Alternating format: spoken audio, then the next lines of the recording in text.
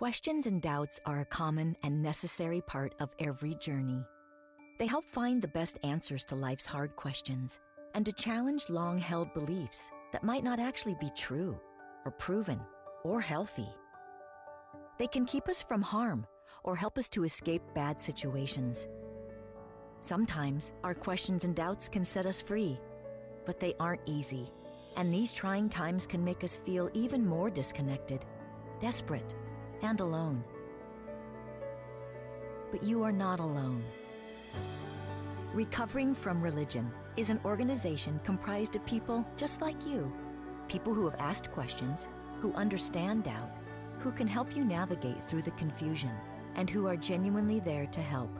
24 hours a day, any day, you can reach out for encouragement and support on the telephone or via online chat.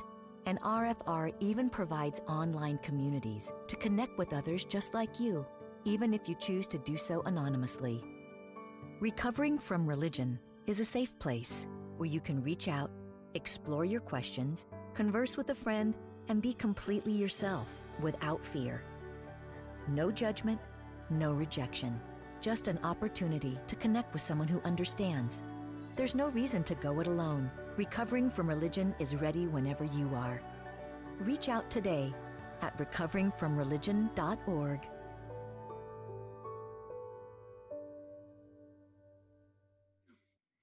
Hello, everyone, and welcome to another RfRx discussion. We've been having these since March. I think this is number 12 or 13 that we've done, and I never thought it'd go this far, but this has been a really fantastic resource, and we've had a lot of really great discussions. I'm Eric Wells. I am the support group director for Recovering from Religion, and with me is my co-host, Amaya Perez. She is the online programming coordinator for Recovering from Religion. Maya, welcome. I'm so glad you're with me here today again. Thank you very much, Eric. I'm really happy to be here too. I love today's topic. I think it can be applicable to so many people. So I'm super excited to see what Danielle has for us. Yeah. And so like always, we have a poll that we're going to roll out at the very beginning and kind of helps us determine where our audience is today, and also to kind of get you primed to thinking about tonight's topic. So I'm going to go ahead and launch that. Again, I say this all the time, every single time. This is anonymous, and so we can't tell how you answer the question. So feel free to answer it truthfully and honestly. All right, Amaya, tell us about RfRx. What the heck are we doing here? Sure. RfRx is a series of online weekly sessions in which we bring in guests from who are experts in different topics to discuss issues that are relevant to anyone who is involved in RfR. This is not a replacement for the helpline community or the support groups. It's more of a complement to these services. And it's also a great way of providing coping skills and support to anyone who needs some help. If you have any questions, any queries, any feedback that you want to send us, you can do it to our email address, which I know Todd will link down below. And if you're watching this on YouTube, all the links that we mentioned will be in the description down below. And if you want to watch any of the YouTube videos that we have done before of the RfRx sessions, all you have to do is go to our YouTube channel and you will find all of them there. So now let's jump to our mission statement, which is that we offer hope, healing, and support to those who are struggling with issues of religion and non-belief. So Eric, do you want to start explaining us how we offer hope? Yeah, hope here at RfR is kind of what we think is the starting point for some of the recovery from coming out of religion. This is where we get to share and listen to personal stories.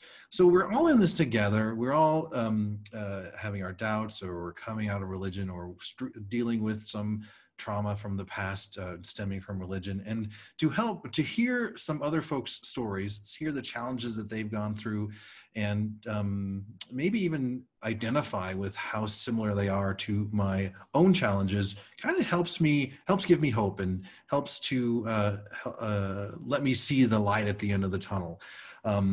And so we do that in two ways. We do that through our blog, which will be linked in the chat, as well as our podcast.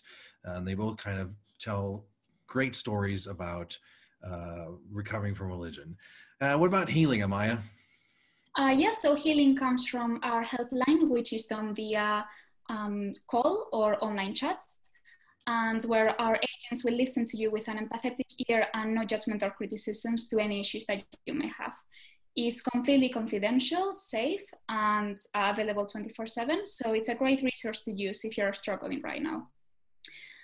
We also have collected a very large number of resources, which you can find in our resource page.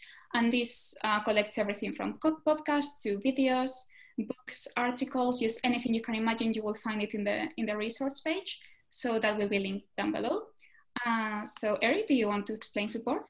Yes, I do. This is kind of my wheelhouse. I really like the support side of what recovering from religion does.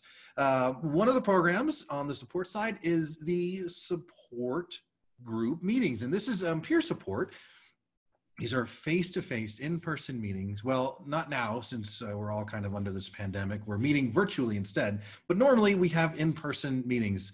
And there is some magic that happens and some powerful recovery and that happens inside of these groups. I've been a support group leader for about 5 years and seen it make a huge difference.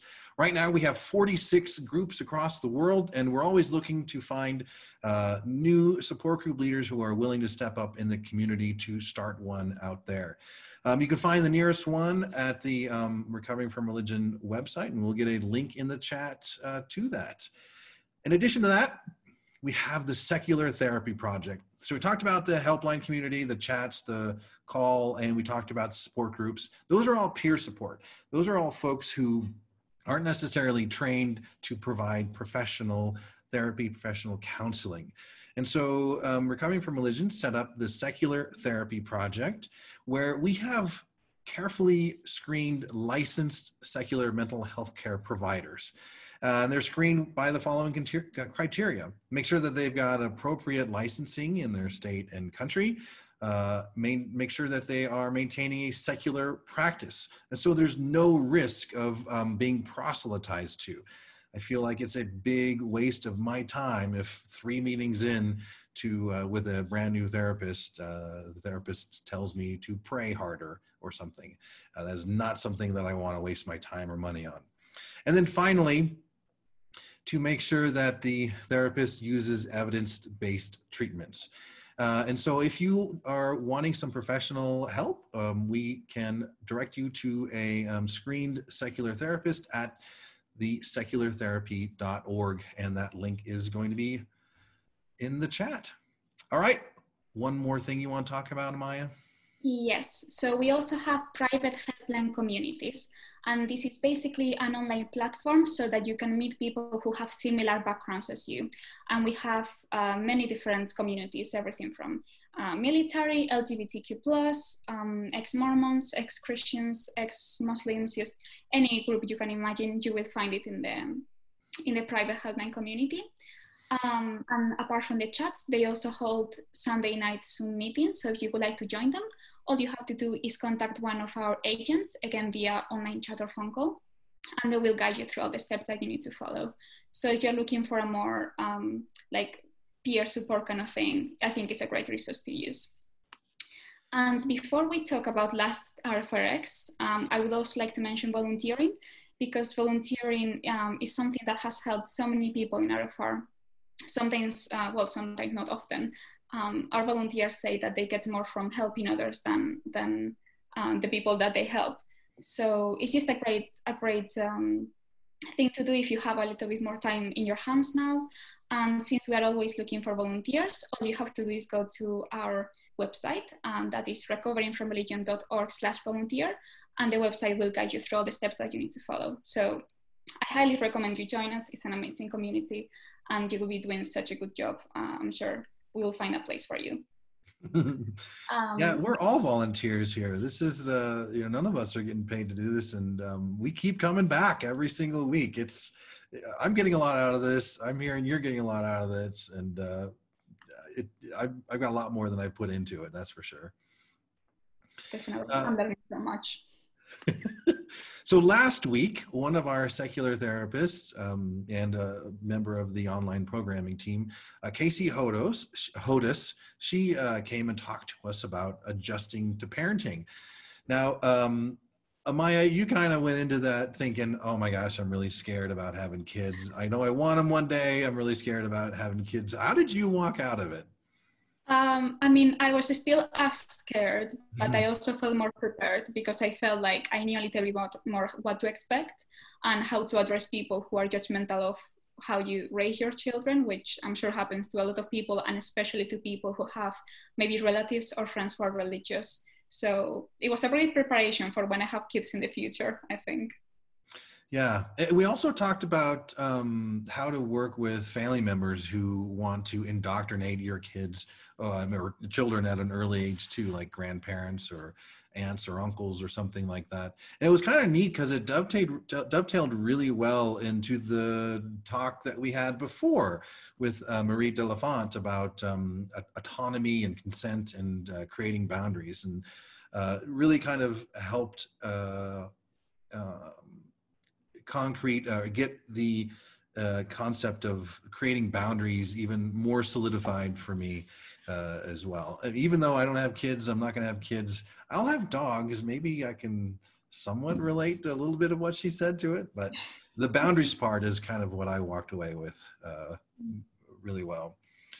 If you want to catch either one of those two RfRx talks, those are now up on our YouTube channel, and we'll get a link in the chat to that. So our meeting format, I'm going to describe how this is going to go. Same as every single time. We're going to have a discussion for about an hour with our guest, our very special guest, our very awesome guest. And then after that, we're going to have a Q&A session for about 20 or 30 minutes. So during the conversation, if you have a question for our guest, post it in the chat. We'll make sure to ask her during the Q&A session. Then after that, you're going to get to hear from our you're going to hear from our president, Dr. Darrel Ray. He's going to talk for well over a minute about recovering from religion. And he's got a special message for us. Then after that, if you're not asleep yet, then we have got a hangout, a happy hour. We've got some time where we're going to turn off the recording. We're going to let people unmute their mics and talk with us and hang out, have additional conversations with the guest or with us or Dr. Darrel Ray or whomever is left on the chat or on the call. We're going to be able to all hang out with one another. This has been a really popular part of the whole RfRx series, is the hangout afterwards. It lasts hours. It's pretty darn cool. I've been surprised at how popular it is. Okay. Are you ready to bring on our guest? You want to introduce her, Amaya? Yes. So today we have the wonderful Danielle LaSusa. Her pronouns are she and her. She's a PhD who helps moms grapple with what it means to make a person. She's a philosophical coach and co-creator and co-host of Think Hard podcast, which bring philosophy to the real world. So she has a PhD in philosophy and a graduate certificate in women's studies from Temple University, and also a certification in philosophical counseling from the American Philosophical Practitioners Association. When her daughter was born, she almost broke her brain trying to figure out what the hell happened. And now she helps other moms make sense of motherhood. So Danielle, welcome. Thank you so much for being here. Thank you for having me. I'm really excited to be here. So you broke your brain, is that? Yeah, it's kind of a long story. Maybe I'll sprinkle some of it in during today, but it was pretty ugly for a while there. Well, today we're going to be talking about, you're going to be talking to us about creating meaning without a God. Now that is kind of a huge topic and sometimes like super esoteric. Do you think you'll be able to kind of bring it to the real world so we can have some actionable things we can take out from it? I mean, I hope so. You know, yes, it is sort of abstract. Philosophers are sort of notorious for talking about abstract things, but I call myself a practical philosopher. So I really have always believed that philosophy is really meant to help people live better lives and to transform people's lives. And so I always sort of approach philosophical discussions with the assumption that we can all take these things into the real world. Yeah, I really like that. I struggle sometimes reading through philosophy. It seems so out there. Like I can't relate so much of it into my real life, or even take like away how I can like what actions I can take. So I like the term practical philosopher. It's sounds like we can kind of understand things a lot better and use them in our real life. So we're kind of talking about meaning here. Where do we start? What does the value or meaning mean, really? Yeah. Well, I suppose I want to just back up one quick, I didn't warn you about this, but I want to back up a little bit and just tell a little bit of my journey of how I got to be where I am. I kind of grew up myself in an evangelical background. And when I went to college, I started taking philosophy classes, and I started kind of questioning my upbringing, and it just got to a point where I like couldn't believe in it anymore, and everything started to kind of fall apart. That college, man, it has such a tendency to do it to people. And I remember too, I wanted to take a class on Friedrich Nietzsche, and I had to get my advisor to sign off on it because I was adding it. It was an upper level course, and I was a freshman. And I was like, I'd really like to take this class, and the teacher will let me in, but you need to sign it to approve. And he was like, Nietzsche, huh? He's gonna corrupt your morals. And you're like, he was right. But I took the class. I took a class on Nietzsche. I took a class on Hindu philosophy and Buddhist philosophy. And between those two things, it was all over for my Christian upbringing. And so it was this real like time of incredible loss for me, where I felt like I had this whole world of meaning built up, where it was, I knew what I was supposed to do. I was supposed to like believe in God and pray and go to church and like follow the Bible and do these things and don't do these things. And it was this whole complex web of meaning and what the sense of like what gave my life direction and purpose. And when I lost that, I felt totally rudderless. I just like I was in a big, vast, wide ocean and didn't know where to go from there. I can totally 100% relate to that. Totally relate to it. Yeah, and I can imagine, many people on the call probably can, right? And I think a lot of us go through that, whether it's with religion, whether it's with, loss of faith in our government, or in a relationship, or in our parents, or in, a community, whatever it might be. These things kind of fall to pieces, and we are left kind of standing in the big abyss, wondering what to do now. And so for me, it was just like, well, I don't know. I'm gonna like read a bunch of Buddhism and other things and try and like sort out what I think and cry a lot and talk to my professors a lot and like try and figure it out. And eventually, slowly I did. I started to kind of rebuild this belief structure that really felt like mine. And that felt so satisfying. I felt like I was coming out from underwater, and I suddenly was like owning my beliefs, owning my my way of in the world. And I loved that experience so much. That's why I went to study philosophy, because I wanted. Wow. So the whole transition part was transition out of religion part was a impetus for you to get into what you're doing now. Yeah, absolutely. I was just like, philosophy changed my life, and it taught me how to think for myself. It taught me how to like think critically and to feel like I could own my beliefs and really take responsibility for them. And I want to give that to other people. I want to like teach other people how to go through that transition. So that's why I went and got a PhD and became a teacher of philosophy. Love it. I totally relate to that too. Not in the same sense, because I was never religious, but when I started thinking about philosophical concepts and how I position myself philosophically, it really helped me build this like thought process and the way in which I seek truth, which before it was more intuitive, and now it's a lot more like logical, and to me it makes more sense, and it just makes me a lot more confident in the positions that I hold. So I think this can be applied to literally any person who is watching right now, because it's such a revolutionary thing to realize how much impact philosophy can have in your life. Yeah, and philosophers do a really bad job of spreading that message. Like, I think that as a discipline, like, philosophers tend to kind of like shoot themselves in the foot because we try and, you know, use language that's really esoteric and exclusionary, and like it's all it's doing is making people think that philosophy is not for them. And I just think that's not true. Like, philosophy is accessible to everyone. You just have to be willing to ask the questions and be curious. So anyway, that's my background. That's like how I came to this field and to thinking about meaning and thinking about my life and its meaning. And so to answer your question, Eric, about, you know, where do we begin talking about meaning? And the way that I think is an important sort of structure to start with here is that in my mind, there are three basic sources of meaning in the world, right? There's the natural environment.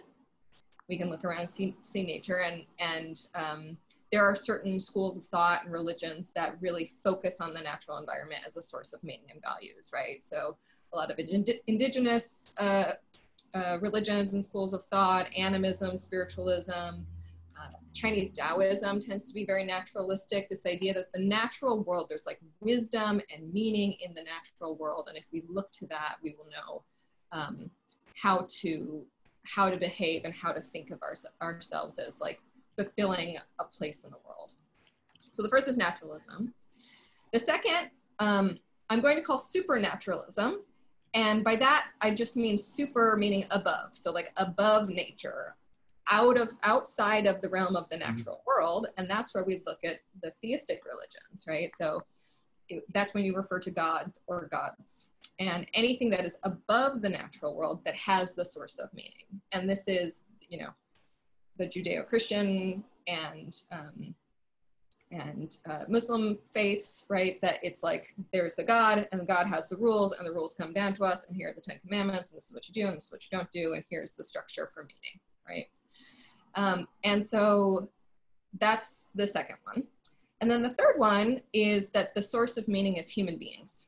And this is what we would call humanism. And there are plenty of schools of thought that adopt a kind of humanism. You know, Confucianism in Chinese philosophy, and existentialism is the one I'm most familiar with. I wrote my dissertation on philosopher Jean-Paul Sartre, who was a French existentialist. And so I'll be referring mostly today to the humanistic source of values because it's the one I'm most familiar with and know the best. But certainly for those who are more familiar with the sort of natural source of values, there's plenty of richness there too. So there's those three sources of meaning. And then I think the other thing to kind of delineate here and think about is, as a philosopher, we always start with definitions. We've got to make sure that like we're all talking about the same thing and that we all mean the same thing. And right. So I think the first question is like, well, when we say like, what is the meaning of life, or where do we find meaning? I think a lot of times people use the words meaning and purpose interchangeably. And I think they're slightly different. And I just want to like kind of draw out a distinction between them, just for some clarity's sake. In my mind, a purpose is like the function or the aim of a thing, right? And the meaning is the actions in relationship to that function or purpose. So let me give an example. Yeah. I'm kind of thinking like a wrench or a car or something like that. But what example you got? Yeah, well, I mean, you could use a tool, right? Like if you had a wrench, if the meaning of the wrench is to like turn bolts, right? Or the purpose rather of the wrench is to turn bolts, then if I like, you know, painted the wrench pink and added like a horn to it, right? The meaning, like the horn would seem sort of meaningless in relationship to the function of the wrench, right? So it's the purpose is the sort of the use of it, but the meaning is kind of what we apply to it. Is that what you're saying? Yeah, so like the other example I was thinking of is like something that's going on right now. Let's say you've got a bunch of people marching in the streets who are there and they're shouting and they've got signs.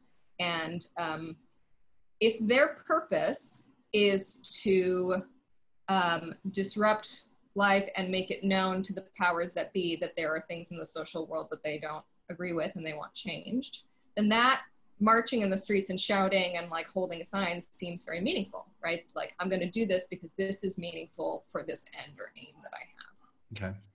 If the purpose that those people have is to like play a Bach concerto, then like marching in the streets is not going to like be very meaningful to that purpose, right? It's like going to seem sort of meaningless to go marching in the streets unless you're doing it like for exercise or something, in which case the purpose is exercise, right? Yeah. And so when you think about what the meaning of the action is or the meaning of your life is, you have to think about it in relationship to what you think the goal or the aim or the function of your life is. So that's just, you know, and I'll probably use them somewhat interchangeably, but like, I just think it's helpful to yeah, so someone said in the chat, like meaning, actually, let's swap those. The purpose is the goal and the meaning is the activity in achieving the goal, or like the relation or the value given to the activity that's in achievement of the goal. Okay, so meaning is a value statement in a sense. Yeah. Okay. Right. All right, and then the purpose is the action, the maybe even the useful, like the physical usefulness in a sense. Yes, and it doesn't always have to be physical, but yeah, the usefulness, right? Okay. Like when we say, like when people are like, I don't know what my purpose is, or I'm trying to find my purpose, it's like, well, what am I here for? What's my usefulness? Why am I taking up space in the world? Right? All right, so maybe I can apply that to this. Like a purpose for me would be to leave this world a better place. Mm-hmm. And then this RfRx discussion has meaning to me because it is leaving this world a better place. Yes, right. Because it's in relation to that purpose, it's contributing to that purpose, and so therefore it's meaningful to do.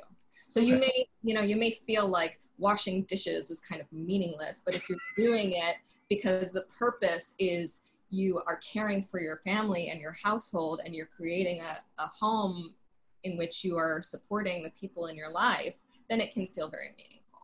Okay. Oh, okay. Well, that's a better way to look at washing dishes, because I hate doing that. I mean, you know, there's Thich Nhat Hanh, who's a Tibetan Buddhist philosopher, says, if you can't wash the dishes to wash the dishes, then you won't be able to enjoy your tea when you're drinking your tea afterwards either. So, okay. So the purpose in some sense answers the why. Yes. Okay. Yes. Got it. Right. So I think I'll be referring to kind of both as we go through. And I think a lot of people, when they ask like, how do we find meaning without God? Or how do we find meaning in outside of religion? A lot of times what they're asking is like, well, how do I find purpose? Like, what is the world about? Why are we here? Why are we taking up space on the planet? Yeah, that is like the biggest question for many of us, is why are we here? Why am I here? Even more directly. Mm-hmm. And I think, you know, it depends on what tradition you were raised in. But in a lot of faith traditions, there is often a belief that we were each created for a purpose, a specific purpose, and that God created us with a specific purpose in mind. That like when you were conceived, you know, like there was a, you know, God put his thumbprint on it right on your head and said like, thou shalt be a YouTuber or like whatever, thou shalt be a teacher, right? I'm feeling attacked right now. Right. And we have this thing that like there is a predetermined purpose to our lives, and our jobs is to figure out what it is and then to do that thing. Right. And I think that is a lot of times what a lot of us believe, is that there is a predetermined purpose and our job is to figure out what it is. Yeah, it always felt like a hide and go seek game for me. Like I could never, like I had to, like it was out there somewhere and I had to find it, and it pissed me off looking back too. And even back then it pissed me off. Like, why would you hide this from me? Why, if I have this purpose, just tell me what it is. Let's not play some games here. Right. Yeah, it's frustrating. And then you're just like, well, okay, so what do I have to do to figure it out? Yeah. And if I can't figure it out, then I'm failing somehow. And I have like failed to achieve any meaning in my life. And, you know, I'm like just become this disappointment to the universe, right?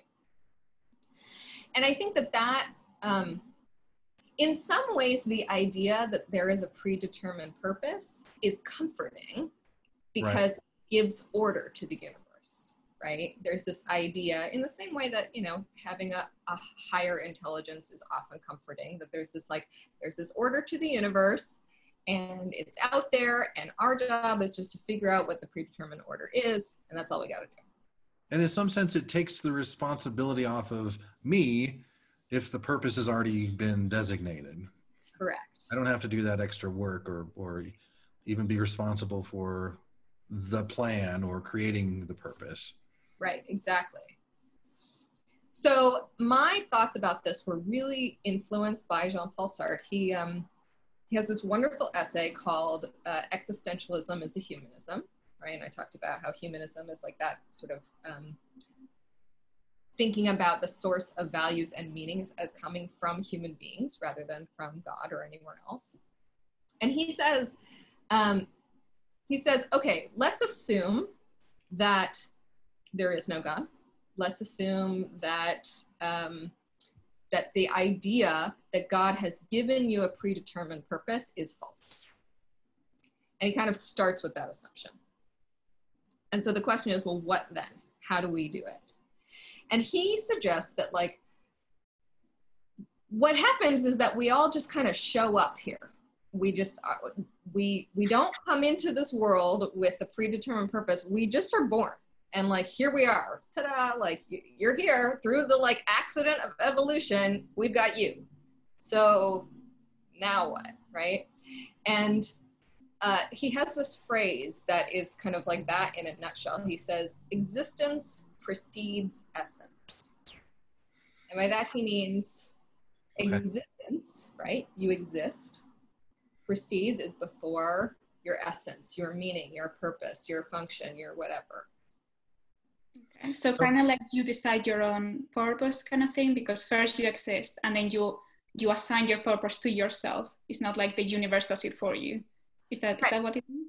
Exactly. He's like, you know, we are not, a human being is different than a wrench.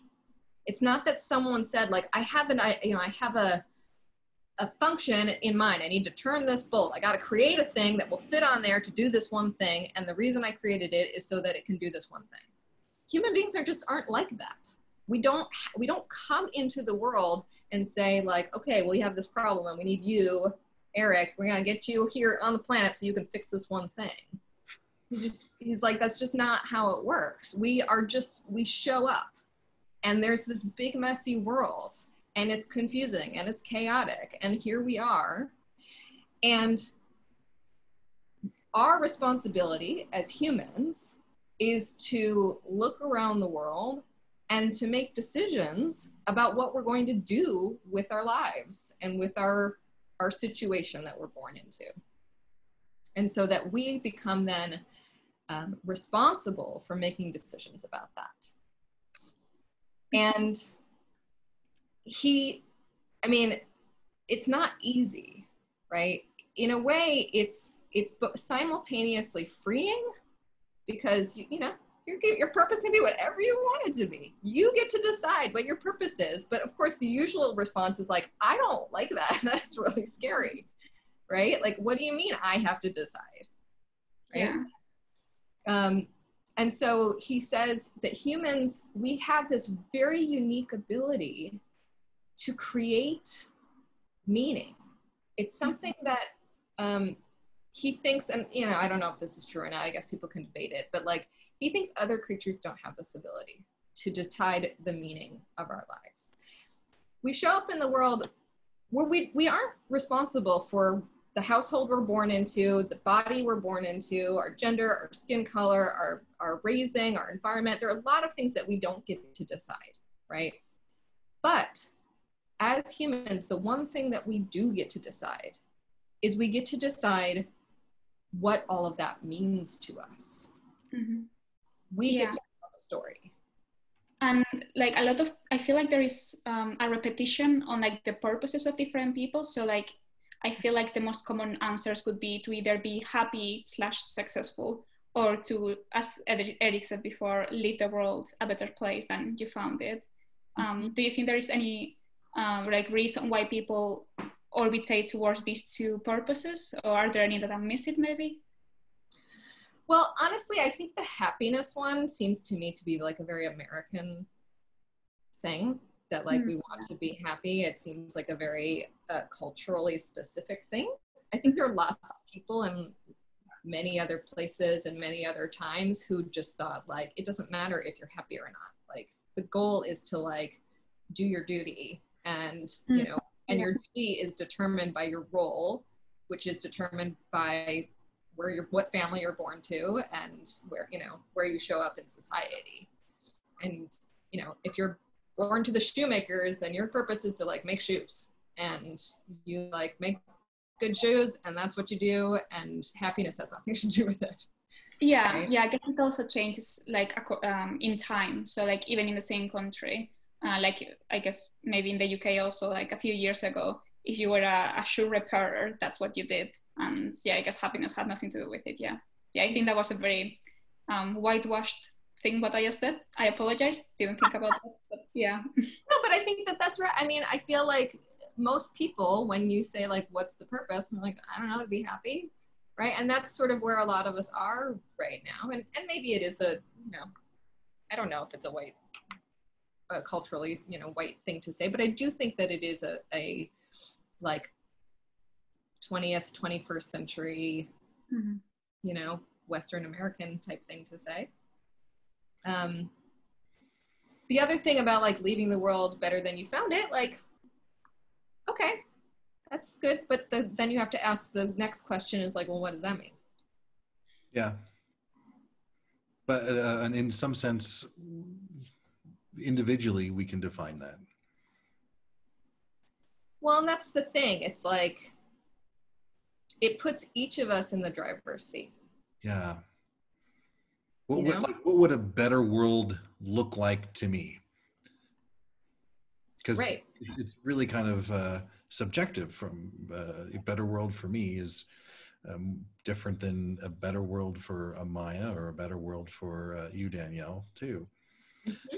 So I'm kind of going back to existence before essence, and if it almost sounds like there is no essence, period. Like it's almost like life is inherently meaningless, or the world and the universe is inherently meaningless if we start and strip away that very basic part. Is that kind of what Sartre was saying?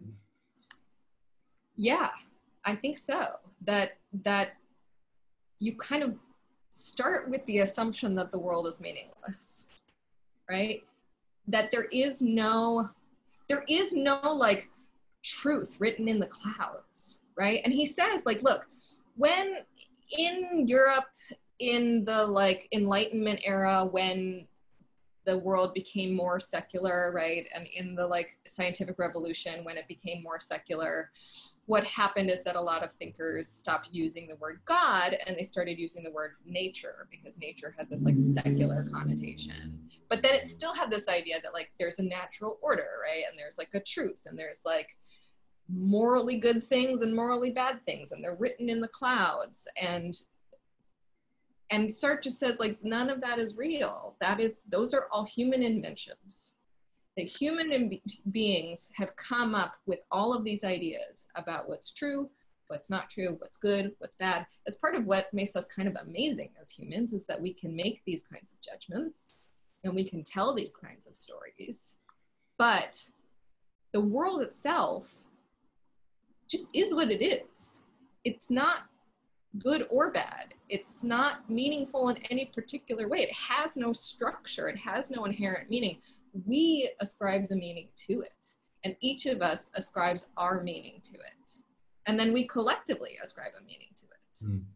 But it seems so easy to just stop at the world is meaningless, the universe is meaningless, and then so like the follow-up, almost the natural follow-up to that would be like, well, what's the point? Why do I bother if it's meaningless in a sense? So it almost seems like the starting point is kind of dangerous, and because when I was coming out of religion, and I saw that the universe and world was meaningless, it depressed the hell out of me. And for a person who like myself without medications can have suicidal thoughts, that's kind of scary.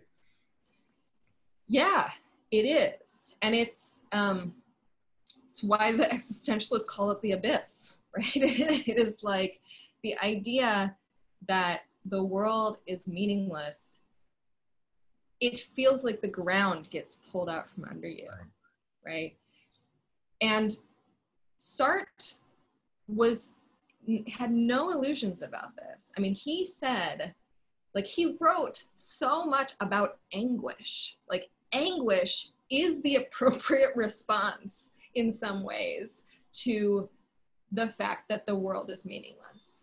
The fact that we have to be responsible for all of the meaning of our lives and of the world, and we have to choose our values, and we have to decide what's good and bad and right and wrong, and we can't get those answers from outside of ourselves. And we can try, right? He even says, like, you can try. You can, like, go ask your parents or ask a preacher or ask an advisor of some sort, a trusted mentor. But even in choosing who you ask, you're making a decision about what kind of answer you're looking for. Damn it. Right? You like can't escape it. Yeah. But it's also kind of freeing, right? Because like then it's like you choose. It's it's like independence. I get how obviously it's very scary, and it leads you to what you said of the dark hole, let's say. But also it must be really, I don't know. For me personally, it was just very freeing to realize it. I'm not sure if other people can relate. Yeah, I think it is both, right? It's this weird paradox, because it is both free, like he says, freedom. We are condemned to be free. That's Sartre's quote. We are condemned to be free. It is both freedom, liberation. The world is open. We get to choose. We get to decide. And we can't escape our freedom. We always are responsible for what we choose. So it's two sides of the same coin. It can be the abyss, but it can also be freedom. Yes. Okay. Yes. And, like, you can go to your most trusted advisor, your most trusted mentor. You can get advice from them. You can claim, like, well, I have to follow this person's advice because they told me the right thing. One, you can always choose your advisor. And two, you can always choose whether or not to listen to them. So how can we get past that depressing abyss? Like, what would be like the next step to just the next step? Like, how do we get past that? Right. So this idea that like the world is inherently meaningless, as you said, I think a lot of times what people do is they have a lot of work to come to that place, right? Like giving up religion, giving up these faith traditions, saying no to them is a lot of work. It's a lot of intellectual work. It's a lot of emotional work. And it feels like we do it and then we're left with nothing. Like we're left with this, like, you know, we're back to existence. Exactly. It's the big dark hole and there's nothing to do about it. And it's interesting because Friedrich Nietzsche, also an existentialist, he has a wonderful allegory called, it's at the beginning of his book, Thus Spoke Zarathustra, and it's the very first allegory, and he calls it the three metamorphoses of the spirit. He says, here goes the three metamorphoses of the spirit. First, the spirit becomes a camel, and the camel is the pack animal, and the camel puts on all of the expectations and social rules and, you know, all of the things that we're supposed to do and supposed to be, and the things that we grow up with, all of these things that we kind of carry around with us. And then when you say spirit, is he referring to like our consciousness, our self, not necessarily like not a soul. Soul, okay, all right. Yeah, I mean, the word spirit is a translation. I would guess that I don't know actually what the original German is. I would guess it's Daemon, but I don't know. And I think it's appropriate to think about it not necessarily as like a metaphysical soul, but just as a human consciousness, right? Like the evolution of a human, and when we say like a spiritual awakening, right? Like that kind of spirit. Okay, so the pack animal is sort of the first step. You pile stuff on to yourself. Right, and that's like... that includes like meanings and world ways of seeing the world. Yes, and that can be, you know, the stuff your schools taught you, your parents taught you, your church taught you, your government taught you, your communities taught you. All this stuff gets piled on and piled on and piled on. And then he says the camel speeds off into the loneliest of deserts, right? And there, the camel transforms into... So fucking depressing. I promise it'll get better. I'll get okay, better. All right. Okay. You gotta go through the valley to come out. Yes, I'm getting it. Yeah, that's... So then the camel speeds off into the loneliest of deserts. And there the camel transforms into the lion. And he says the lion is needed to be the great denier. The no. You have to, he says the lion fights the dragon of the great thou shalt that has thousands of years of values glittering on its scales. And the dragon, or the lion, is the denier. No, no, no, no, no. It's a fight. And a lot of us have been through that fight. You do all that work of saying like, this is not mine. This is not mine. This is not mine. I don't believe in this. So the camel transforms in lion, and the lion looks at all the stuff that's been piled on the camel, like the pile of stuff laying in there in the desert, and sorts through it and says, no, no, no, no, no. Is that right? That's right. Okay. It is the denier. It is the dismantler, right? The lion is the great dismantler. Okay. And I think what happens is a lot of people go through that process. They speed off into the lonely desert, they turn into the lion, they dismantle everything, and then they stop. And then when you stop there, a couple things can happen. One, you can get real depressed, as you have, discussed, right? It can be just a really dark place. You can also get really cynical and say, what's the point? Nothing matters. What's the point? I shouldn't even try. I'm going to go like find some drugs and, snack on Cheetos and watch TV for the rest of my life. Because whatever, it doesn't matter, right? You give up the idea of meaning altogether. And I think a lot of people get stuck there. But Nietzsche says, the spirit's journey is not complete at the lion. The final stage is the transformation from the lion to the child. And he says the child is needed for the sacred work of saying yes to something. The child is needed to create something. It is the first turning of the wheel. It is the first step towards something new. It is putting one block on top of another block and choosing something and saying yes to something. This, I am going to choose this as meaningful.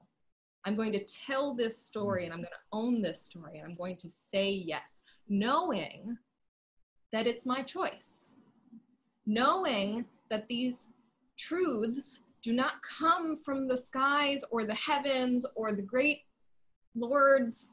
It comes from nowhere except myself. And that's good enough. It's good enough to say, I'm going to choose this and I'm going to say yes to the world because I'm a human being and human beings move through the world. And the thing that we can do that no other creatures do is we say that we live lives of meaning and we get to decide what that meaning is.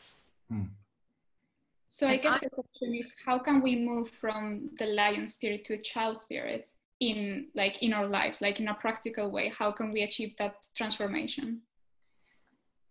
Yeah, it's a good question. I mean, I think there might be different ways that people would think about this. And I, as in my work as a coach, I have people come into my office who are there. They are in the lion stage and they come in and they're just like, I don't even see why anyone exists. Right. And sometimes, it can be scary, right? Because as you suggested, Eric, people can easily tip over into suicidal ideation, right? But I think that when you're at that place, the first question I guess I ask people is whether or not they believe it's possible to choose meaning, right? Like you have to introduce the idea that the movement from the lion to the child is an act of will.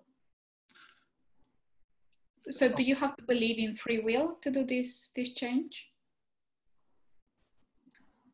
I think whether or not you do is not that important.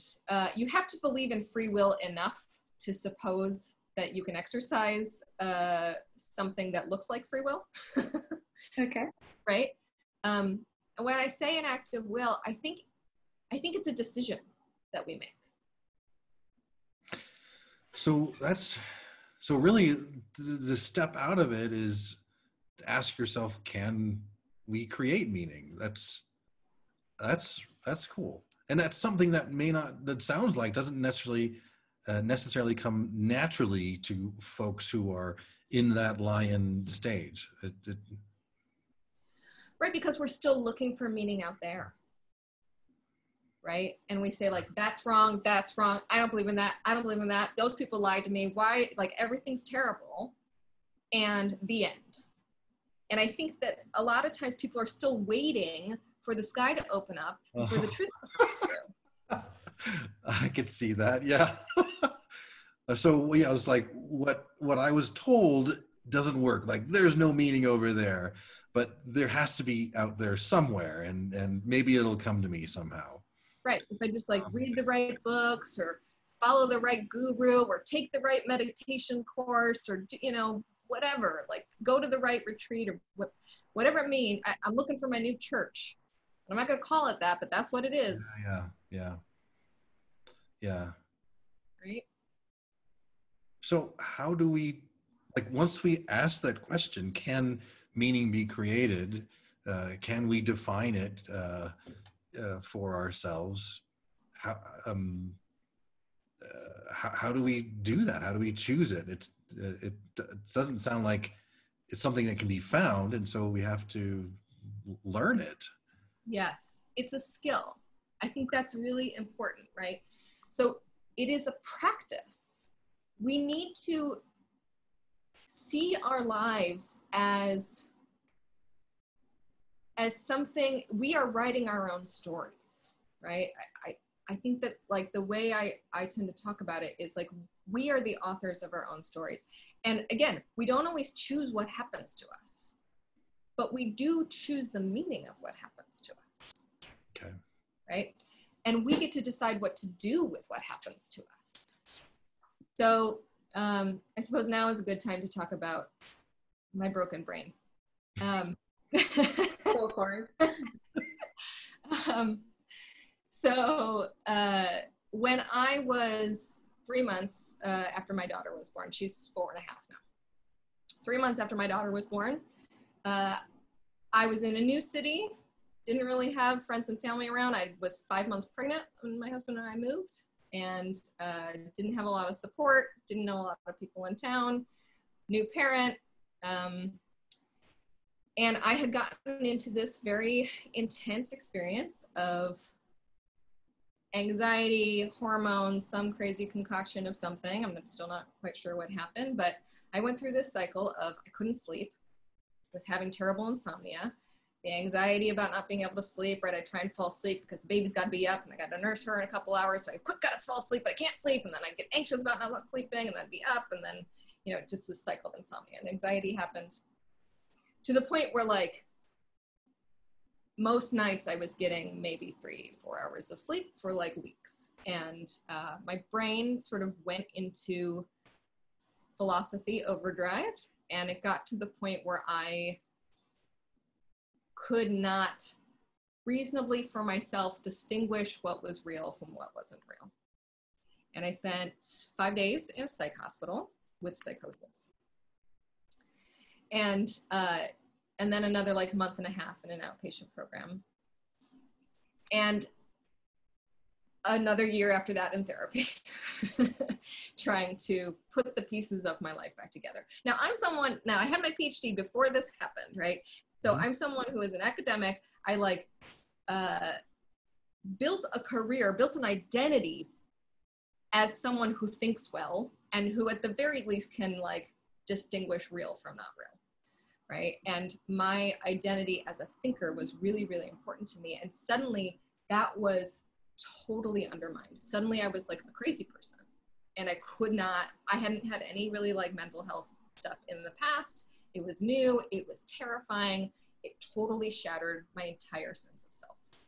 I felt like I'd blown up my life. I'd moved from my great job in New York to like come to Portland because I didn't want to live in New York City anymore. I had this kid, everything fell to pieces. And then I was like, I gotta get a job because I cannot be in my house with this small baby by myself anymore.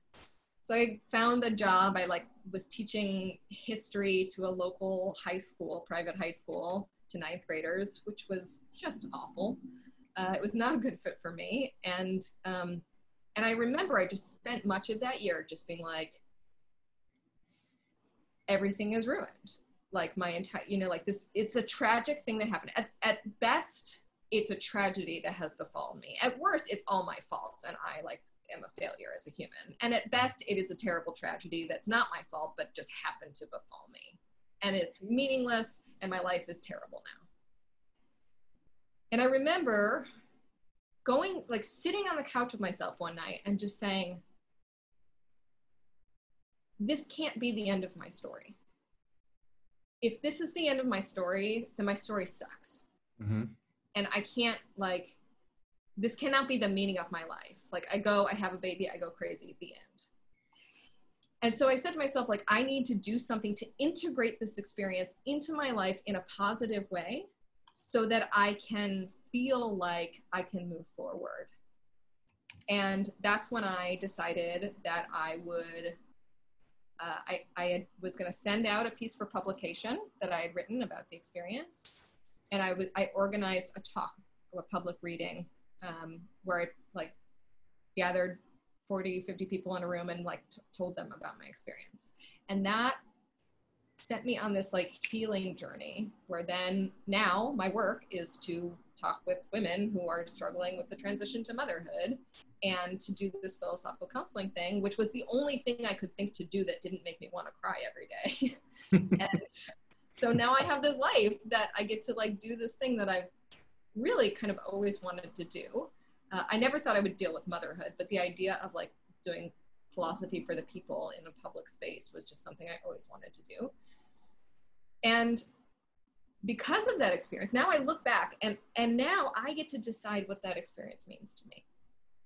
I can say, oh, that was a time when like that is like, you know, a blip in my life that I don't ever have to think about again. I can put it in a box. That was the crazy time and I'm not that person, right? I can say that that was a tragedy that like I'll never recover from and will haunt me forever. Or I can say, as I do, that experience was an incredible gift because it made me fearless and courageous in a way that I never was before. And I am incredibly grateful for it because it opened the channel of my life.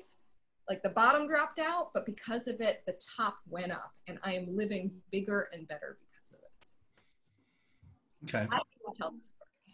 Wow, I really admire you for that because I struggle with anxiety and depression, so I know how hard it is to make that change. And I think, okay, I'm going to focus this on a positive side. And I just can't imagine how challenging that must have been like with a baby. Oh yeah. And ways with no support, no help really. I really admire what you did. I think it's such a wonderful thing. And the fact that now you're helping people with the same problems, it's so amazing. It's so wonderful. Thanks. And I mean, you know, I think that I do it because it makes that experience feel meaningful, right? So I've shifted my sense of purpose to say, okay, I always knew that I loved philosophy. I always knew that I loved teaching. I always knew I loved speaking to people and connecting with people and writing. And I wanted to sort of be out there and doing it. And suddenly this experience gave that a focus. And for a long time, I really resisted it. I was just like, no, I'm going to do like public philosophy. And like, I don't want to do the motherhood stuff. In part because like motherhood is seen as like weak and feminine. And it was all my like internalized sexism, right? That was just like, I was like, I don't care about like fun activities to do with your kids or like crafts or I don't know, recipes for like homemade organic cheese crackers or whatever like people blog about when they talk about motherhood. I just like wasn't interested. And so I was like, I don't want to be in that realm. I don't want to be doing that. It's not me. I'm like tough. I'm like, you know, I'm like a thinker. I don't want to be taken seriously. And finally I was in a business class and the teacher, I was talking with the teacher and she was just like, why aren't you doing this? This is the work that you should be doing. You should be talking to moms and they need you specifically because there are other mothers out there who don't care about crafts and they like want to hear from you. So like go talk to them. And I was like, yeah, okay. And so now once I started, then I was like, okay, well maybe I'll try teaching this class on motherhood, this like workshop thing that I sort of dreamt up. And I tried it and turns out that I loved it. And I felt suddenly it was like, oh, suddenly I'm seeing all these experiences come together and be integrated. And it feels like I've found my purpose, right? It feels like this is the thing I was always meant to do. This is why, oh, that's why that happened. It happened so I could be here, right? But I know because I'm a secular humanist, because I studied SART, that like, that is a story that I am choosing to tell myself. Okay, so, all right, I like that piece. What you said was, you know, I went through this tragedy and after I come through it, I'm deciding to reframe it now as a positive thing that sort of motivated me to do something I love. Mm-hmm.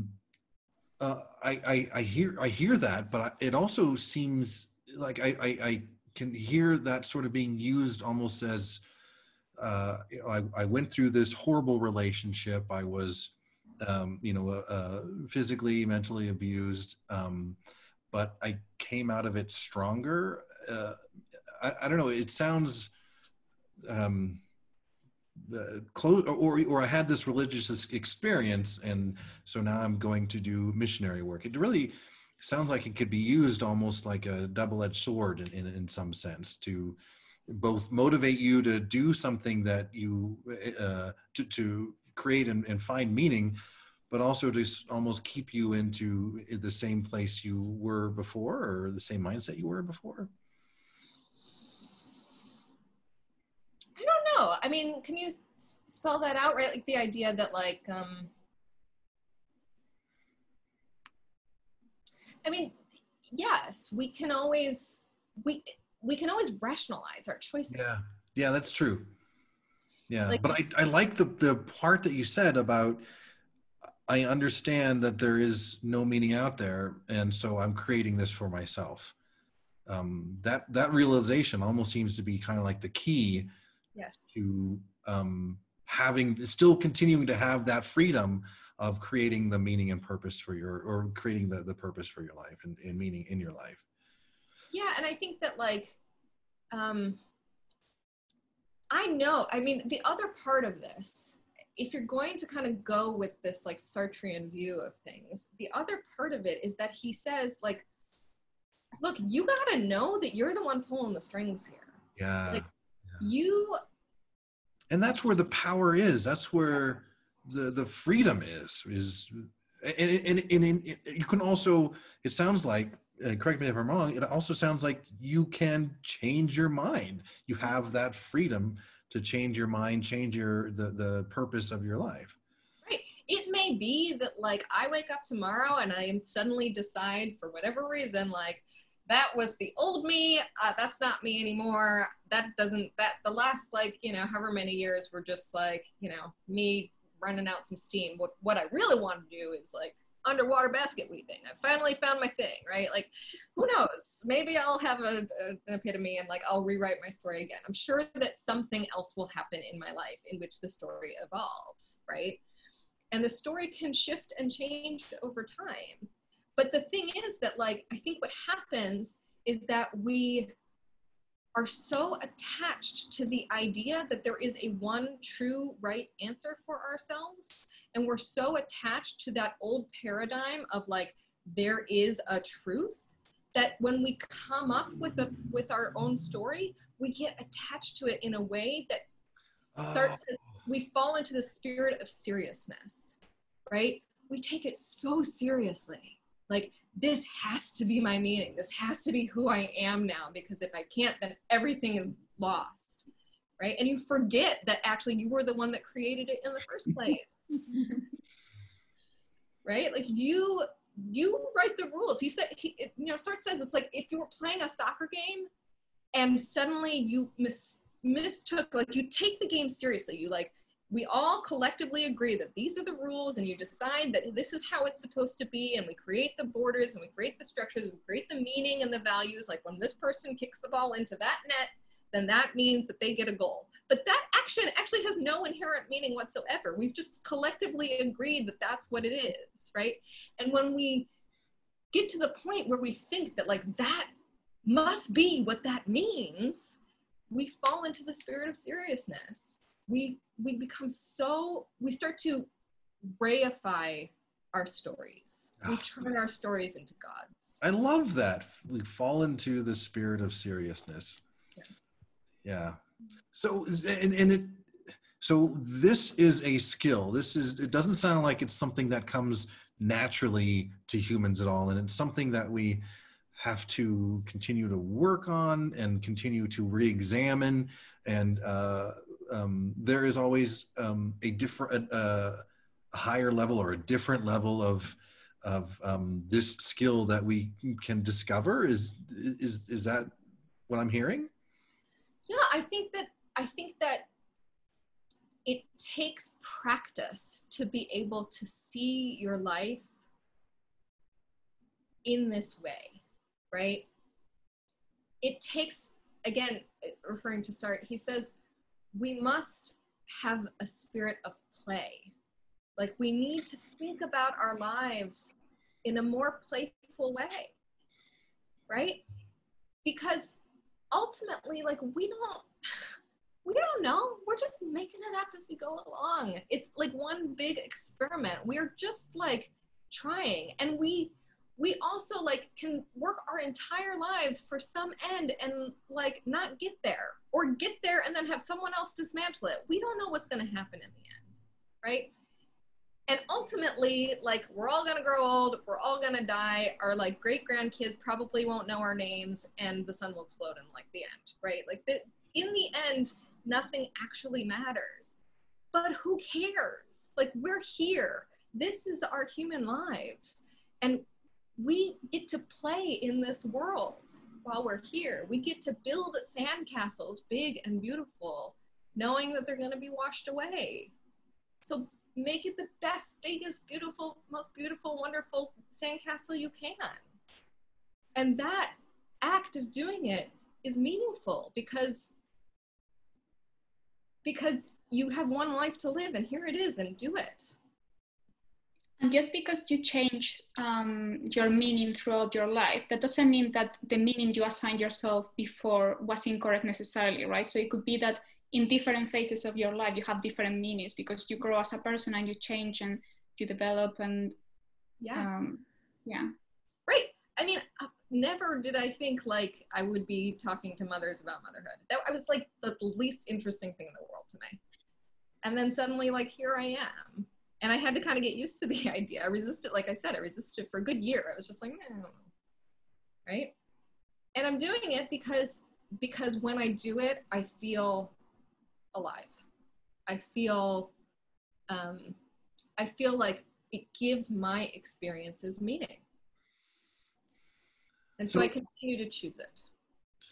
It almost sounds like this type of this skill, the practicing this skill can also be applied to past regrets, and almost like reframing past sorrows, and does it help to possibly deal with past trauma too?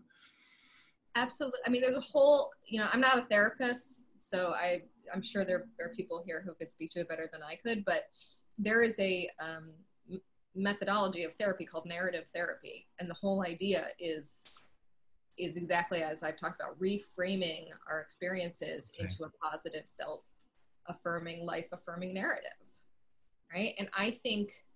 Well, when you say life-affirming, well, what does that, what do you mean by that? Like, this has been pushing me towards who I am now, or I think contributed to? Yeah, I think it means something different for everyone. Okay. I think life affirming is generally, in my mind, connected to a narrative of like growth and increased capacity for learning, compassion, connection, meaning, etc.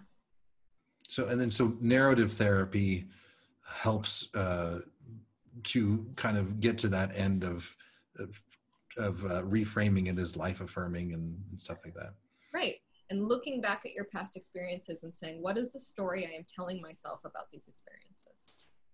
What is the story?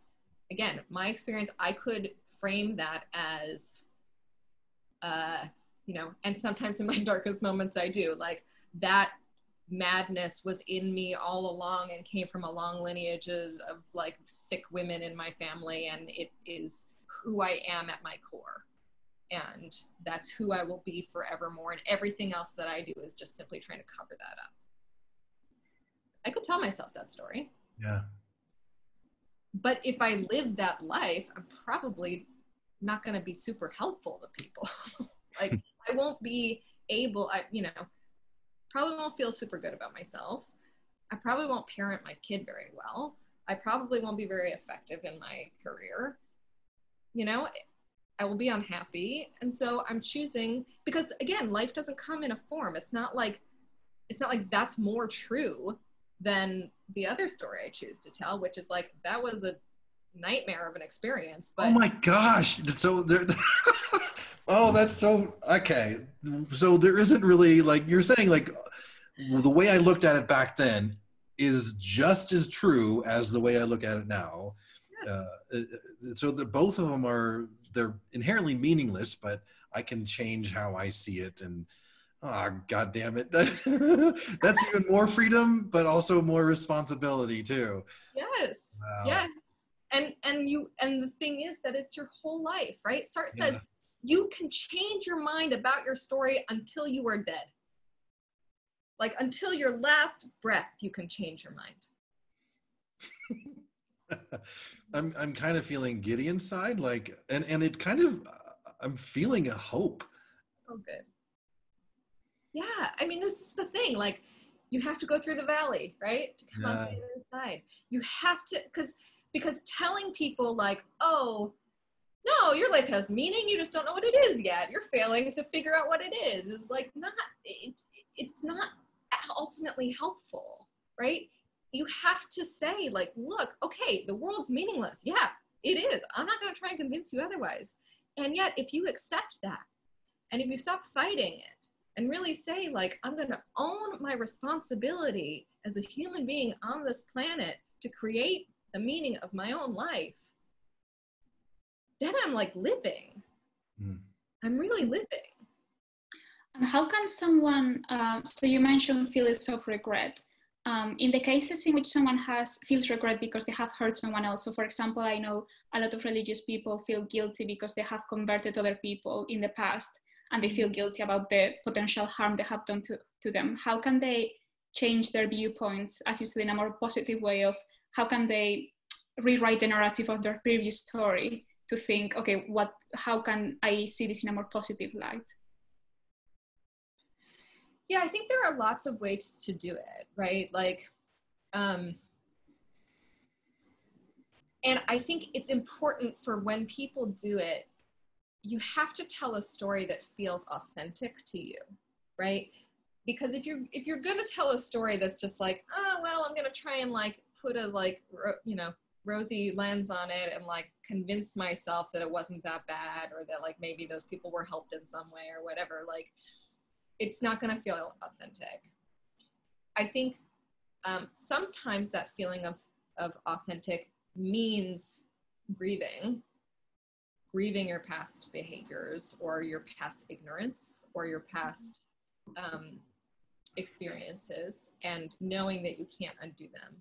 And I think a lot of it is also connecting to compassion for yourself and to your own humanity, and to saying, because a lot of times we look at ourselves and we're like, me now, I am really smart. Me in the past, that person was an idiot. I don't know what that person was thinking. Why are you such an idiot, right? And then we're like, God, why am I such an idiot? And then we beat up on ourselves, and we go through this like self-flagellating process where all that we can do is just like beat up on our past selves. And I think that one important piece of it is looking at our past selves and connecting with the humanity of that person and saying, man, you are a person that was just doing the best you could with the information that you had at the time, right? And the resources that you had and the things that you were able to see and the story you were telling yourself. This is the choice that you made.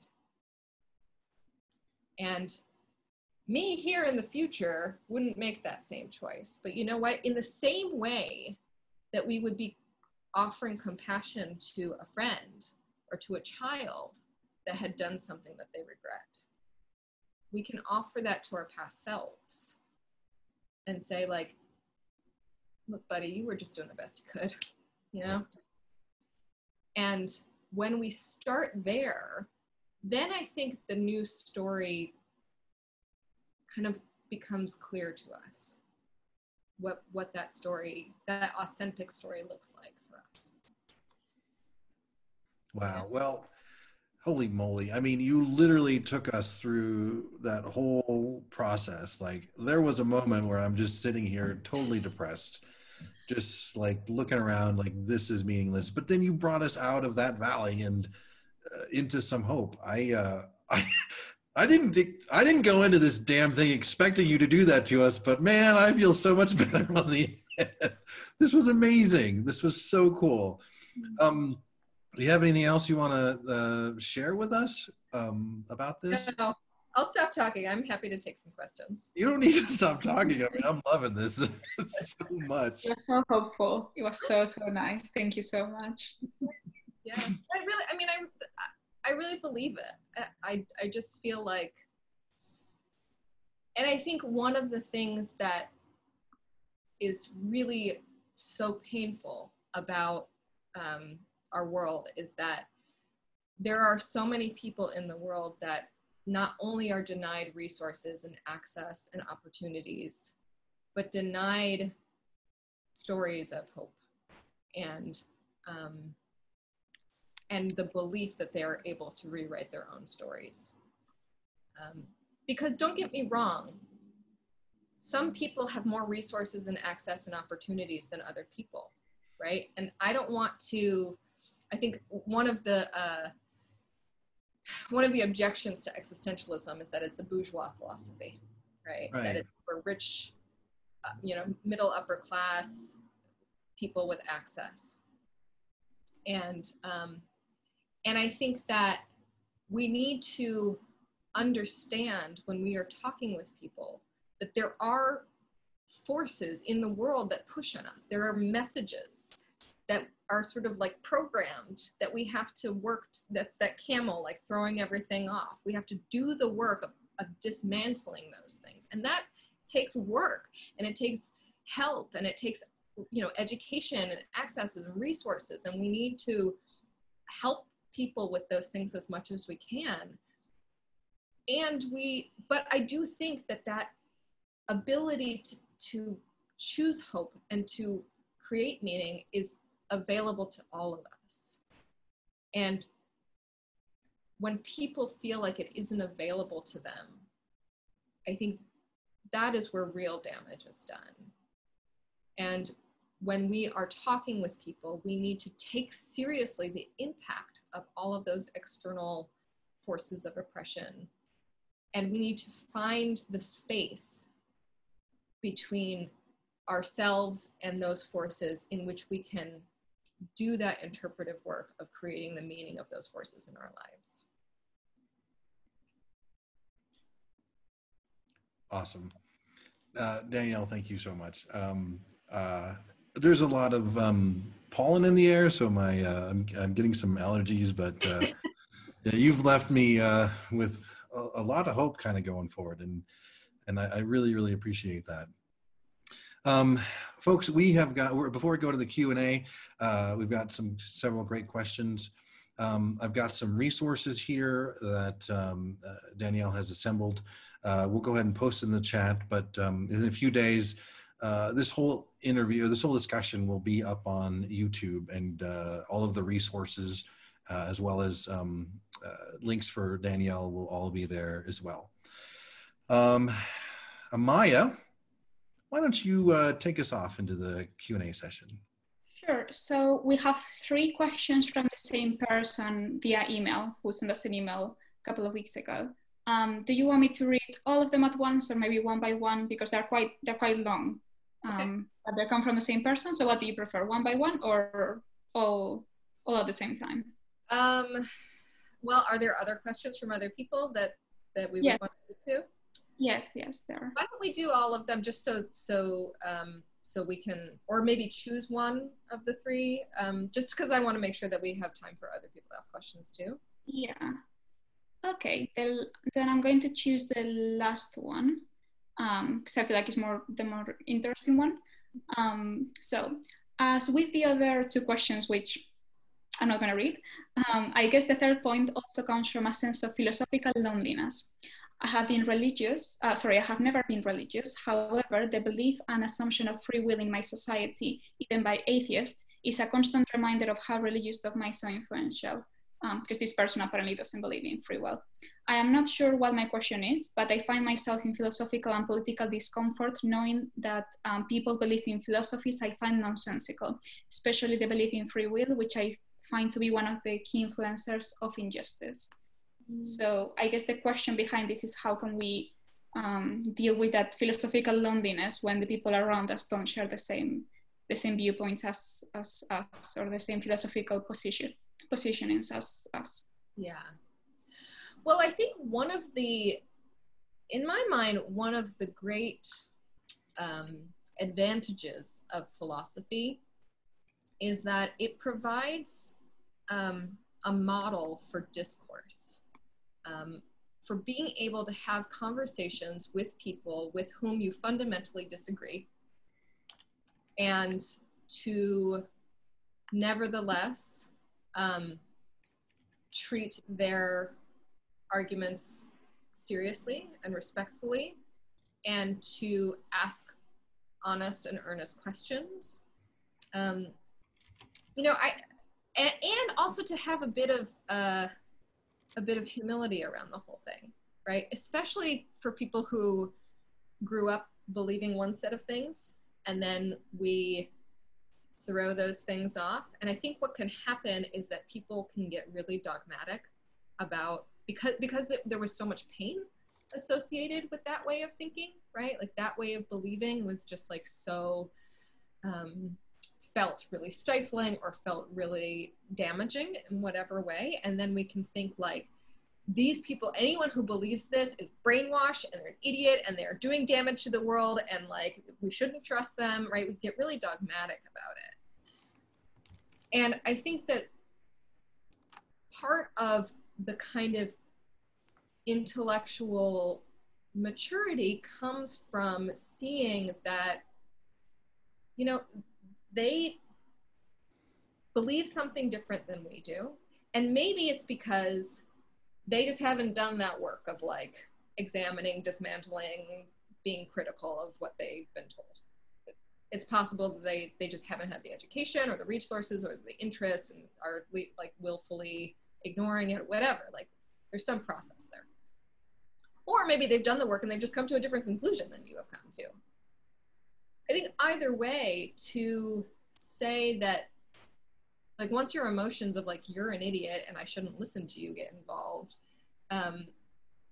then we need to ask ourselves what's going on with us, right? And certainly there are certain, like, don't get me wrong, I think that there are certain beliefs that can be really, really damaging, right? Like hateful ideologies and violent ideologies and so on and so forth, like a lot of which that we're seeing in our current political climate can be really damaging. And yet, I don't know, maybe this is part of my, I think this actually comes from my Buddhist side. I tend to believe that human beings are fundamentally good. And, you know, I heard a quote recently that there are two kinds of people in the world. There are good people and there are good people in pain. And I think that I just fundamentally believe that human beings we're just trying to be known and loved and understood and seen. And if you can be with someone and recognize that in them, that they're just trying to be known and loved and understood and seen, and you can be present with their pain and be present with your own pain, then you're able to actually engage in a conversation where you just may intellectually disagree, but that doesn't like fundamentally interrupt the safety of your being. If that makes any sense. Yeah, it does. It does make sense. Thank you. Got another question here. I'll just read it as it is. So I've heard about the purpose-driven life. And of course, there are people encouraging others to talk to their God to find out what he has in store for them. Do I continue to be antisocial and keep it moving, or do I inform them that all gods are imaginary and do what you desire as long as it doesn't cause any harm to people or it's not illegal? So I think that what he's asking is how, for people who have a religious-based purpose or meaning behind them, do I disrupt that with a conversation, or should I just let them be, and since it's their own purpose? Yeah, I think it depends on the context, right? Like sometimes people don't want your opinion. Like they're just not interested in hearing that you think that like they're stupid for believing in God. And I don't think that, I think it's maybe like helpful to not offer your opinion when it's on that, unless you see that it serves an important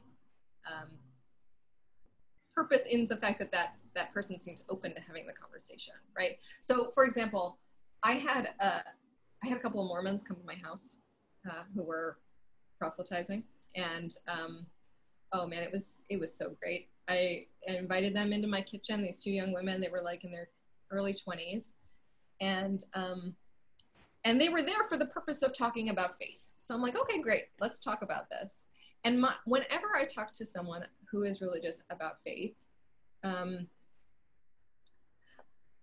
I try and stay as absolutely curious as I can about why they believe what they believe, how they think, because in my mind, a lot of there has to be a lot of cognitive dissonance happening in order for a lot of those belief structures to like remain in place.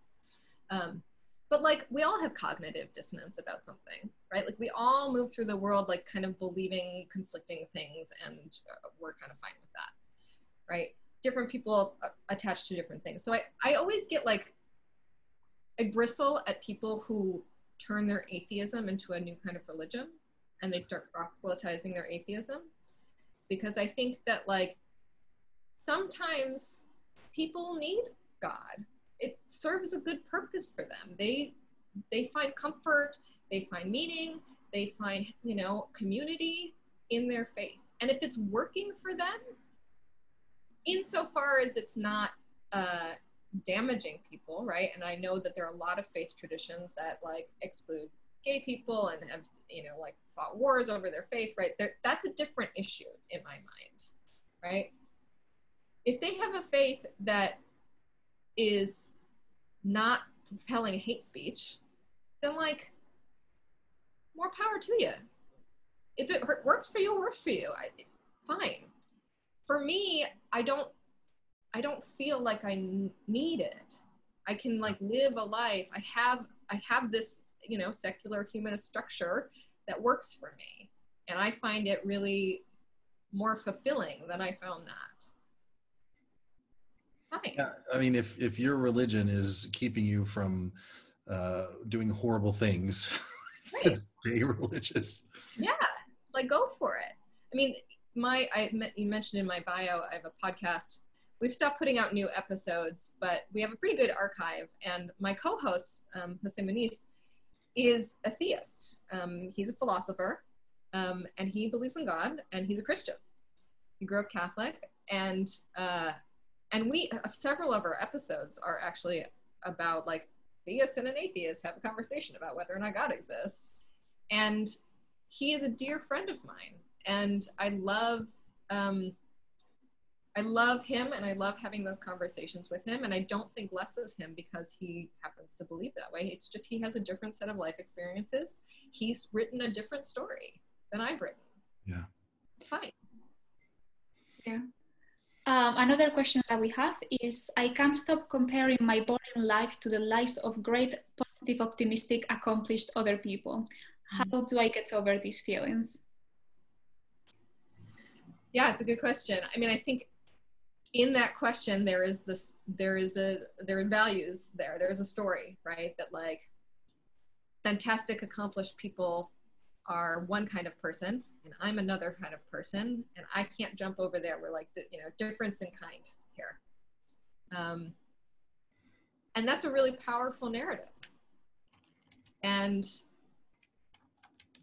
the narrative could be like, oh, I'm boring, nothing good happens to me, you know, whatever your life is, that someone else who has had a totally different life will find your life fascinating, right? Like you're always like interesting to somebody, even if you don't feel interesting to yourself. Someone, you know, like you grow up as I did in like, you know, down home, like white suburbia in like an evangelical faith. I went to like a mega church when I was a kid, like jumbotrons, and like live feed to the nosebleed seats. Like it was a big thing, right? And to someone like, and to me, I'm like, that just feels like the most like pedestrian like thing ever. And I've told this story to other people and they're like, oh my God, tell me everything. I want to know it all. That's usually me. When I joined RfR, I was like, wait, what? You've been in this cult all your life? What do you mean? Tell me about it. How was the experience like? Yeah. Right. So like your life is always interesting to someone. Yeah. So I think like, again, it's always a story that you tell yourself about what your life means. And it could be that like, my life is that, you know, like for example, I'm still working with this, right? I grew up to middle class, like working parents. My mom like stocked grocery shelves and my dad like sold paper and it was like an office supply salesman, right? And then I moved to New York and I met all these people who were like, had parents who were like journalists at the New York Times and like we're doing, you know, bankers on Wall Street and we're doing all these like fantastic things. And I was just like, my life is boring. Whoa. And I told myself this story that like, I don't have access to that kind of success because it's not who I am, it's not where I come from.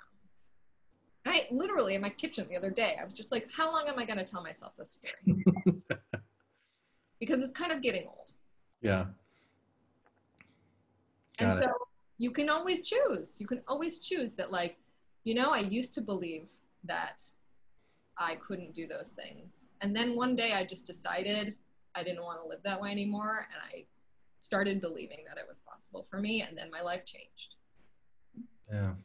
That can be your story. Yeah. My wife thinks that her story is really boring. And I'm like, tell me more. It's freaking amazing. Can I help you write a book, please? People would love to hear from you and what you have to say and what you've taken from your experiences. Yeah. Yeah. But on the flip side of that, we kind of touched on a little bit. There are some people who agonize over their life, and then there's also some people who don't agonize over their life. What's the difference? I think we kind of talked about it, but you know, what's the difference there? It almost sounds like it's just the story they tell themselves. I think it's a habit. Oh my gosh, yes. I think it's a mental habit, right? Like if you, and I also think it's sort of an addiction to a sense of identity, right? And that addiction can feel comforting. It's what I know. It's where I've been. It's not unknown. I can totally relate to that. Damn it, Danielle. The only reason I can speak to any of this is because I live it, right? Because I like am constantly having to discover these new things about myself because I you know, it's a struggle for me too. I can like talk about this in a way that feels very wise, but it's, you know, you should have seen me yesterday. Like, yeah, but I do. I think that we get addicted to this like story that like, oh, that's who I am. That's my issue. I'll never do that because that's my issue. And I'm like, I've got to continue to work through this issue and I'm going to keep working through this issue. And then maybe someday, once I'm done working through this issue, I can achieve that thing. But you become so attached to this old sense of self, this old identity. And one thing I always say to my clients is, I don't know if you remember that old George Carlin bit where, you know, a comedian, and he talks about how your shit is stuff, but other people's stuff is shit, right? He has this whole comedy sketch where he's like, you know, move your shit, I gotta put my stuff here, right? Like this like idea that we have about what's ours and what's theirs, right? Yeah. And he says like, look, I know that my stuff is also shit. It is a giant pile of shit, but it's my pile of shit, right? Like, and I think that that's sort of what happens when we think about all of this shit in our past, like these stories that are not serving us, this sense of self that is not serving us. And we know it's not serving us. And we know that it's not helpful. And we know it's keeping us stuck and keeping us depressed and keeping us from achieving what we want to achieve. But it's my pile of shit. And I'm going to roll around in it. I'm going to keep it. Right? And so you need, part of it is like being willing to let that go and to step away from hanging on to that sense of identity and being willing to step into the unknown, into an unknown sense of identity. When you act differently and you tell a different story about your life, you don't quite know what that's going to feel like or who you're going to become. And it's scary. Yeah. And it's also incredibly, like, the most exciting thing that we get to do as humans. It is what we get to do. Yeah, perfect. And then I think we have two more questions. So this is kind of, I think, an opinion question. Neil deGrasse Tyson called philosophy as useless. You know, he said this about 6 years ago. He said, "My concern here is that philosophers believe they are actually asking deep questions about nature. But the scientist is like, what are you doing? What are you doing concerning yourself with the meaning of meaning?" So, you know, I think that the question to you more is like, what is the use, what's the point of philosophy? And I liked how you framed it at the beginning, that you're a practical philosopher, but how would you kind of respond to that? Yeah, I mean, like I said, philosophers have done a really bad job of like speaking on behalf of philosophy. And I think the thing that philosophy does is, one, it's a foundation for all the other disciplines. So, you know, if we want to talk about science, for example, science says, okay, there's a scientific method. If we're going to like create a thing or like test a theory, this is how we do it. We come up with a hypothesis, and then we like do this experiment and we test the hypothesis, and we like, you know, see if it's measurable and repeatable and all the things that like make a hypothesis like a theory, right? And science is going through that process. But I think what the philosopher does is says, is that process a good way of determining whether or not something is true? Is that process, you know, the best way to figure out knowledge? And as we go through that process, like, for example, there have been a lot of feminist philosophers who look at science and they say, well, you know what, the way that people do the scientific method actually has a lot of gendered assumptions in it. So, for example, if, let's say, a person is trying to do a study on the impact of sexual assault on women's brains, right? And part of the scientific experiment is like someone has subjects and they ask them questions about their experience and, you know, maybe the story they told themselves about this experience. And then another person looks at their brain and then, you know, looks at all the scans and decides what all of that means, right? So the deciding what all of it means is a work of interpretation, which is a philosophical kind of action. And the feminist philosopher will look at that and say, okay, well, if you're interviewing subjects who have been sexually assaulted in order to try and get certain data for your research, it matters whether or not the person who's doing the interviewing, if that person is like a 6'2", 300-pound dude who's interviewing women about their sexual assault experiences, that's gonna get you different data than if it is, you know, a 120-pound woman. Got it. Because there are certain assumptions made there about the scientific process and what is relevant to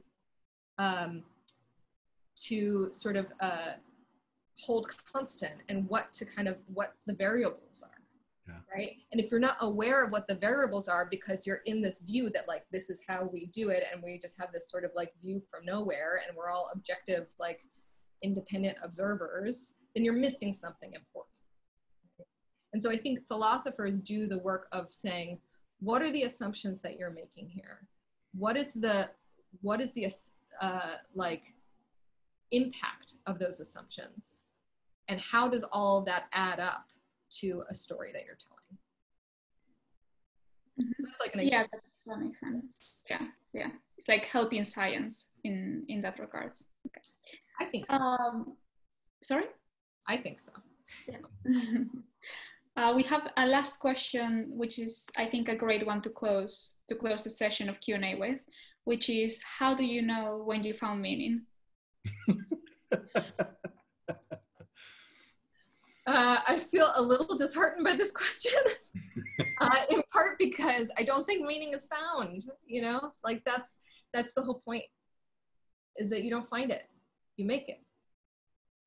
Well, then how do you know when you've created your meaning? You can always change it. Okay. Does creating a meaning come with like a sense of fulfillment, or not necessarily? I mean, here's what I'll say. I mean, when I came to the point, you know, after I taught that first course on motherhood, and suddenly I was able to see that, like, oh, all of my philosophical interests and my personal experience kind of like overlap in the Venn diagram here on philosophy of motherhood. And it felt like this eureka moment. And it felt like I've discovered the thing, right? I've discovered my purpose.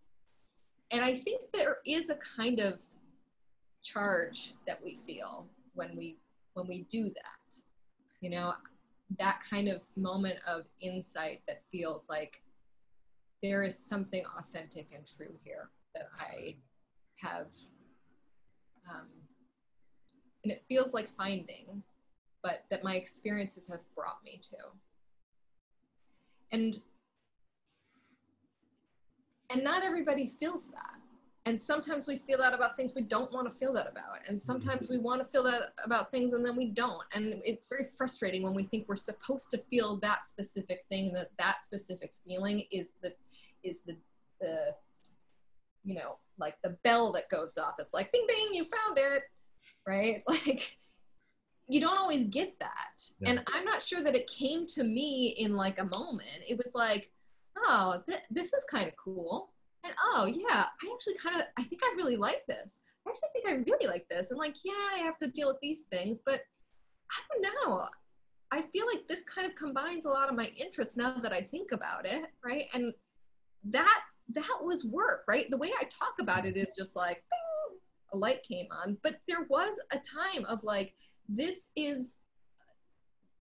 all sort of makes sense to me. And it is a way of integrating all of my experiences together that feels like I don't have to be at war with myself.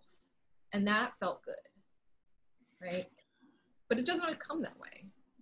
So maybe even more basic, you could say you have created your purpose when you say you have. Yeah. Okay.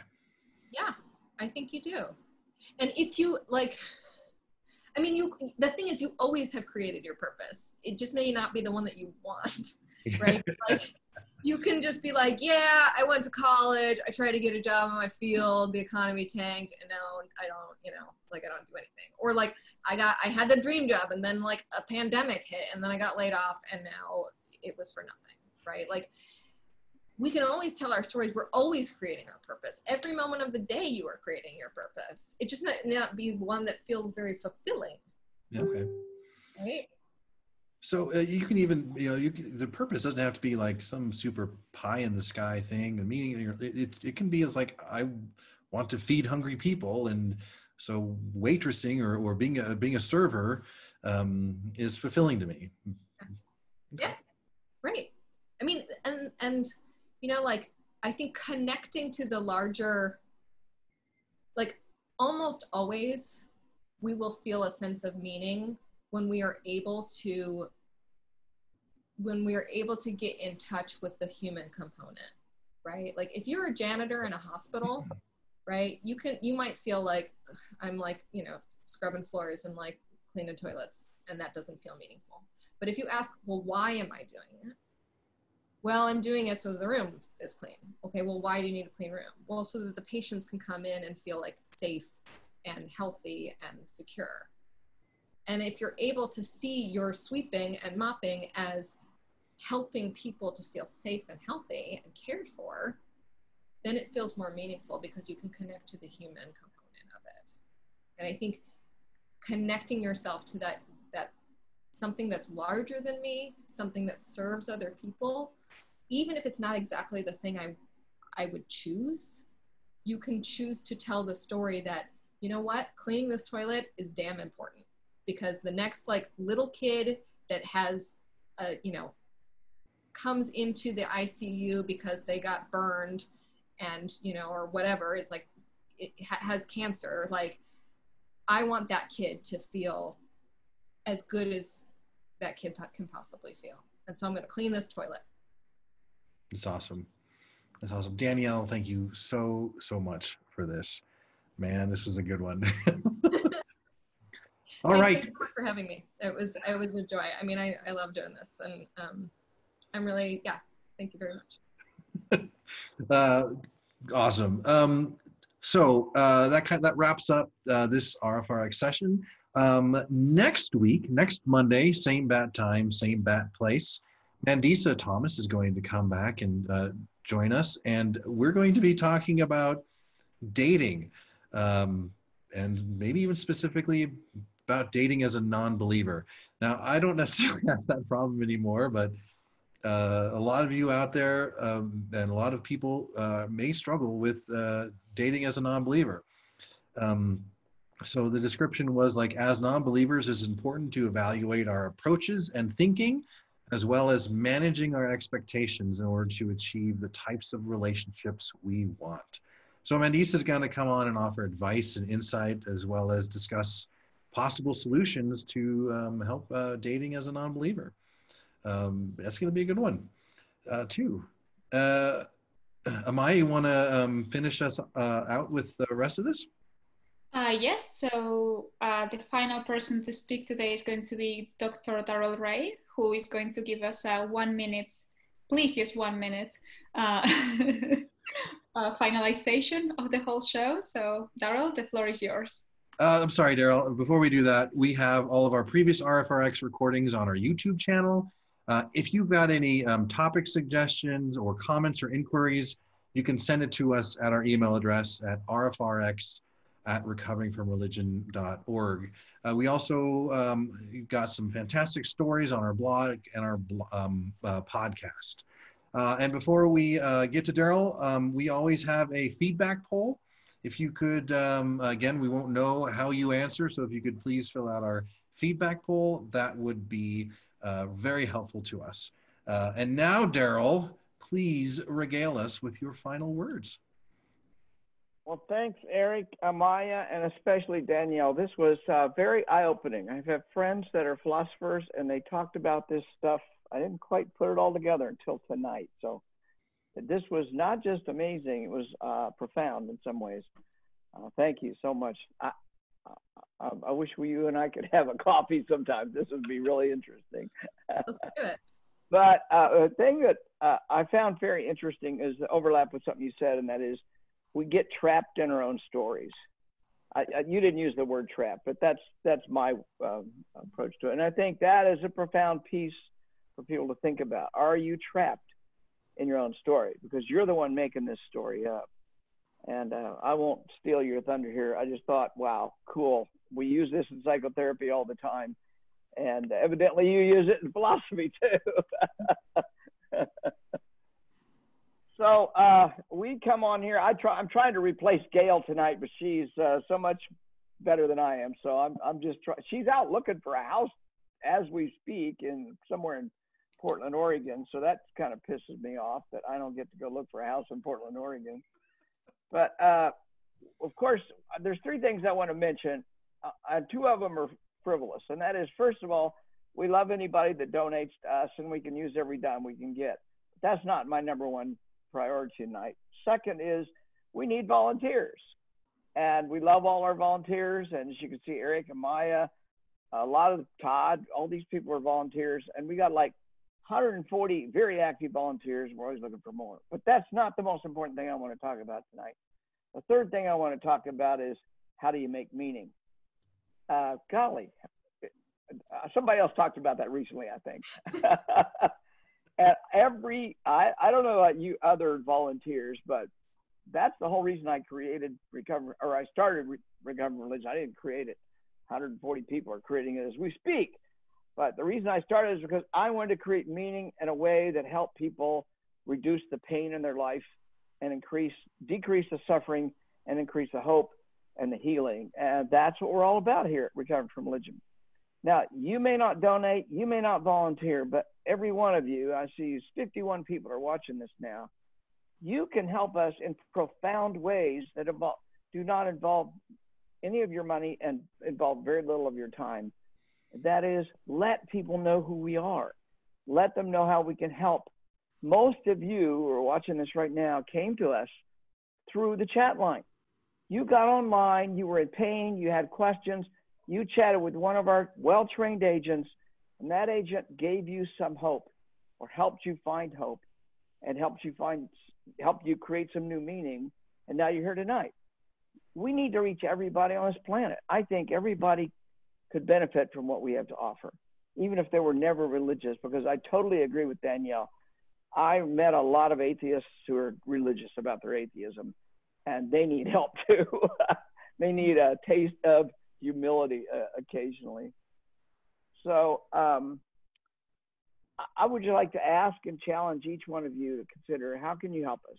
You can repeat our social media stuff. You can let your friends and relatives know about it. You know somebody that's in pain because they're leaving the Mormon church or their Baptist family has disavowed them. Tell them where they can get help. Point people to our blog. Point people to the chat line and helpline. And you can do more for other people and help them create more meaning in their life just by sending them to us, because we'll show them resources that they're not aware of. I mean, how many times have we heard, Todd, I think is there, how many times have we heard, I think I'm the only atheist in all of Montana, and we can put you in touch with 50 atheists within 30 minutes.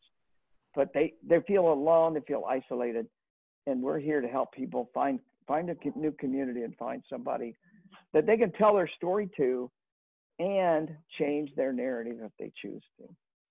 So that's all I have to say today. Maya, thanks for letting me have more than 1 minute, though. Reach out today at recoveringfromreligion.org.